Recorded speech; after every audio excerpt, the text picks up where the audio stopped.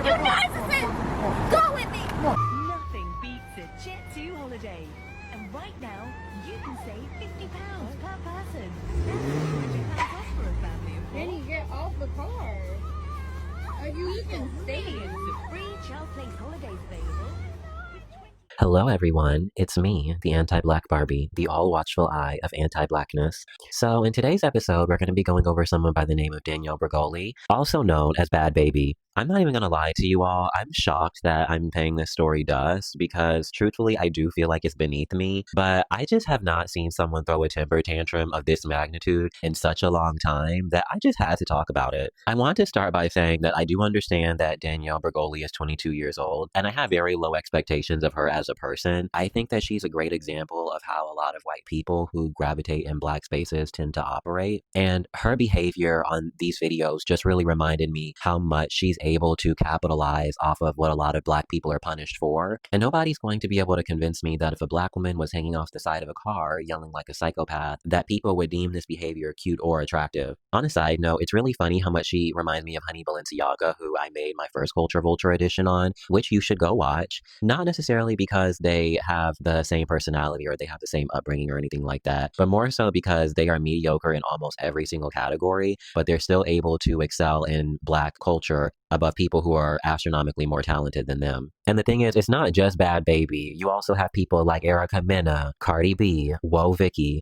I feel like these are some of the best modern examples we have of how there's a double standard for a lot of non-black people when it comes to what is acceptable and what is not. For a lot of black men, when they see a black woman behave the way that Danielle Bregoli does in the parking lot, it's typically viewed as ghetto, ratchet, aggressive. But when this behavior is being displayed on a white woman like Danielle Bregoli, or maybe a white Latina, it's typically going to be viewed as spicy, passionate, interesting. They love unruly, ratchet behavior when the person is typically not black. And I will say that some of the biggest contributors and enablers obviously are black people. Rather than denouncing this behavior, a lot of them play into it because they want proximity to whiteness. And I have a variety of different examples that I could bring up. I mean, we can go back to the inception of when we were even introduced to her. The first time a lot of us ended up meeting Danielle Bregoli was on that Dr. Phil interview where she essentially cussed her mom out, yelled like a maniac, put on a very racist caricature of what she thought a black woman behaves like, and somehow instead of being shamed and ostracized from her community like most black people would if they behaved like this, she was catapulted into fame and capitalized off an ignorant portrayal of what she thinks that black people behave like. These people highlight the pinnacle of double standards when it comes to behavior that is acceptable, whether it's in or outside the black community. After her horrid display of behavior on Dr. Phil, she somehow managed to land record deals, labels, fashion deals. For me, it really comes to no surprise that Danielle Bregoli immersiated herself into black culture. She was already being neglected at home. She isn't necessarily the most conventionally attractive white woman. I know that she probably doesn't get that much attention from her white peers. She probably wouldn't be able to compete at a level when it comes to pop or country. So her options were very limited and she was very desperate. And ultimately, like a lot of poor white people with not much talent or attraction, they tend to gravitate to black spaces in order to make up for their lack of social capital. And I'm not going to sit here and say that she's completely talentless, but I will say that there are black women who act exactly like she does and don't get paid an ounce of dust. And I'm not really someone who likes to dabble in stan culture because I understand that a lot of people have parasocial relationships that just make them incapable of being rational when it comes to these things. But I think that what frustrates me the most is how I see so many people who consider themselves to be pro-black supporting and listening to artists who do and behave like people like Danielle Bregoli. And here's the thing, I want to elaborate. I'm not saying that you can't support artists who are not black, who decide to do R&B, who decide to do rap, who may be interested in some aspects of black culture. But I think that once we go from cultural appreciation to cultural appropriation is when I start to have a problem. You don't have to wear braids in your hair. You don't have to be saying the N-word on every single song. You don't have to be trying to put on a black aesthetic in order for you to still be able to enjoy certain aspects and elements of our culture. And I kind of wanted to circle back onto somebody that I mentioned a little bit earlier. In regards to Cardi B, it's actually mind-boggling to me that after so many times of her confirming that she's not black, that is still some point of contention whether or not she can say the word nigga. Do you have any idea why? I guess I like first, I like dark complexion. And it seemed like every dark guy that I ever like, they're African American or Jamaican.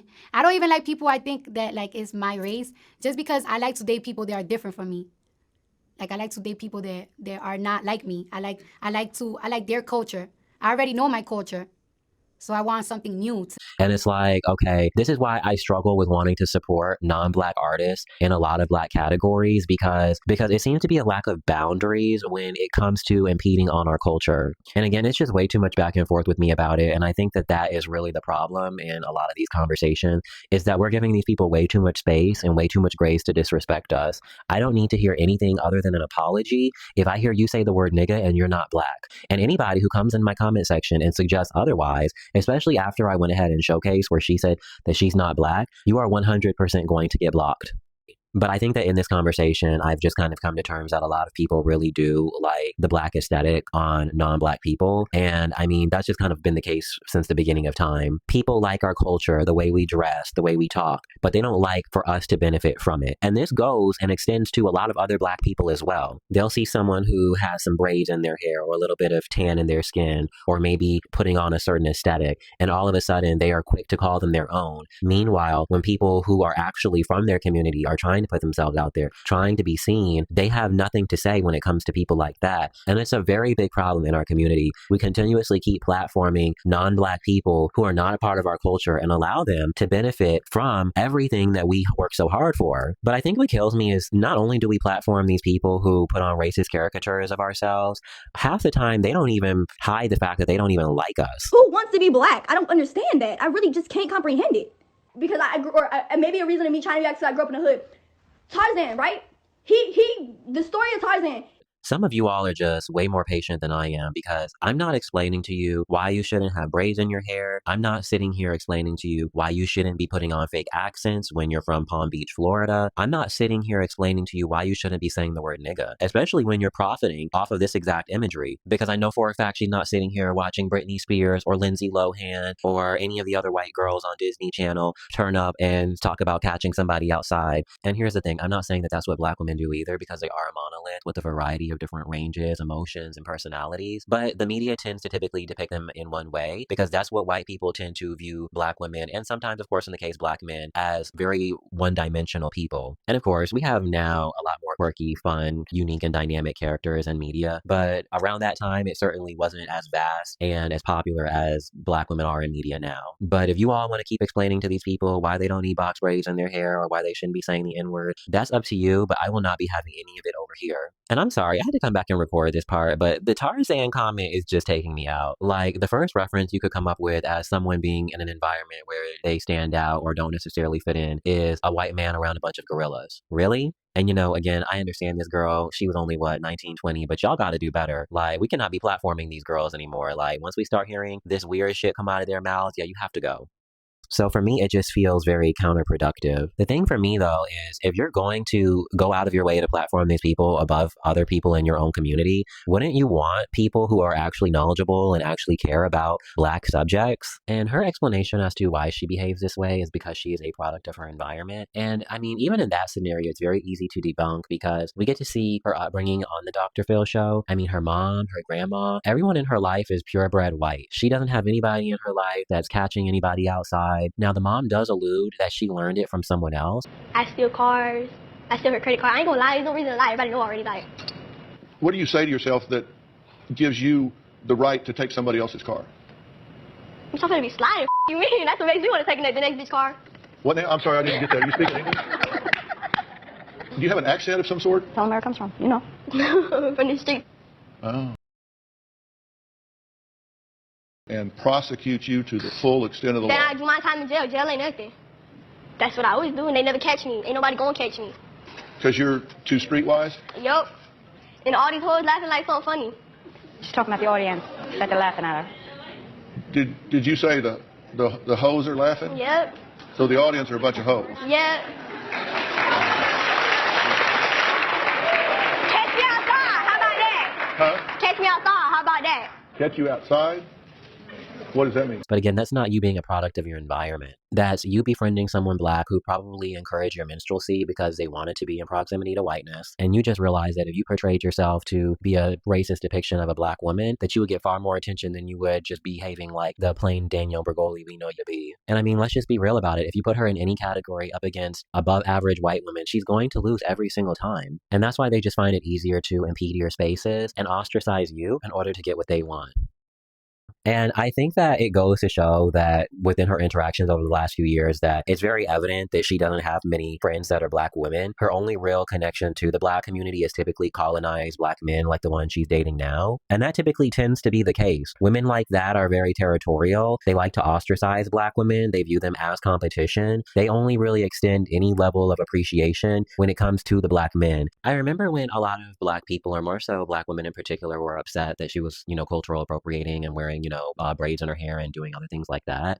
Her first response was essentially that they're just jealous that she has hair and they're bald. And I mean, you can't make this up, but it really highlights her mindset and what a lot of non-Black people who gravitate in predominantly Black spaces mindset is. She doesn't really like the women because she can't really control them and she can't really get anything out of them. And it also really highlights that she understands that the men are not going to protect them. She knows that she can make direct attacks on their counterparts without having to really fear any repercussion. I think the most interesting part about it all to me, though, is understanding that she has these views of Black women and their hair and how they operate. I wonder how her opinion and views are going to shape how she raises her biracial child who's a girl. If she can say all these horrible things now, then I can only imagine what she would say in private. I think her comments, specifically these ones on Instagram, are really interesting to see play out because, like a lot of non-Black women who attach themselves to a lot of self-hating Black men and brag about it to Black women as if they've won some sort of prize, they don't typically tend to pan out very well. You can look to, kind of like I said, Erica Mena, Cardi B, even someone like Kim Kardashian who climbed the ranks by sleeping with a bunch of high-profile Black men. None of these people have had a great outcome. I mean, Kim Kardashian has to basically almost put a restraining order on her husband. Offset won't stop cheating on Cardi B. And now Danielle Bregoli is dealing with somebody who can't keep his hands to himself. I think that someone who is willing to turn their back on their community and are willing to turn a blind eye to their partner, either playing a racist caricature of what a Black person is like or talking negatively to them as a collective, is not going to be a good person on average, which is why we seem to see these unions fizzle out after a very quick few years. And that's why when I see culture vultures like her, I steer clear of them because I know that she is not my friend. She is not my ally. Her only purpose being here is to distract, to derail, and to divide. I think what sickens me about all of this is the fact that she is having a child with a Black man and what that child is going to potentially have to face in the future. Because this is a very disturbed woman with a lot of unresolved trauma. I remember hearing stories when she was on Dr. Phil about the real reason why her and her mom had so much animosity toward each other, because the mom was letting her boyfriend abuse her. And I definitely can see that being believable based off of the way that she's behaving in a lot of these clips. This is somebody who is still holding on to that inner child. I mean, outside of the fact that she's audibly screaming like a little child and making baby voices, I mean, it's very reflective of how I feel like she's never moved past something that probably happened to her when she was younger, because nobody's going to be able to convince me that this behavior isn't some type of defense mechanism that she learned very early into her childhood. And it's common for people to go back to that safe place or that safe mechanism that got you through a hard time. But ultimately, she is 22 years old now, and she's going to have to figure that out because she's not only bringing a child into this world, she's bringing a biracial child into this world. And as it stands, she is not equipped to be able to handle something as complicated as raising a child like that, let alone even raising a fully white child. And you all are entitled to your opinion, but running a page like this, I've noticed that this is the experience that a lot of biracial people tend to have when it comes to their parents. They'll have some colonized loser get a very mentally unstable white woman pregnant and then dump the child off the face of the planet to basically fend for themselves for the next 18 years. And I think that is just so unfortunate how common this tends to happen. Most of these unions are not built off love, trust, anything long-term. It's very, very self-serving, spontaneous, mindless behavior. And of course, there are going to be some outliers, and I definitely don't want to paint the entire demographic to have that experience because I'm sure that that's not the case. But I will say that it seems like a very large portion of biracial people tend to be coming out saying that this is their experience growing up. And I really do hate that that is the reality of these situations. And I think the most unfortunate part about all of this is that it really does end up becoming a cycle because these people tend to grow up and have a disdain for the Black parent for basically dumping them into a war zone, which a lot of the times it is. I mean, they're subjected to so much racism, so much anti-Blackness, blackness. And it's like, I mean, they have no one in their corner to be able to push back on these things.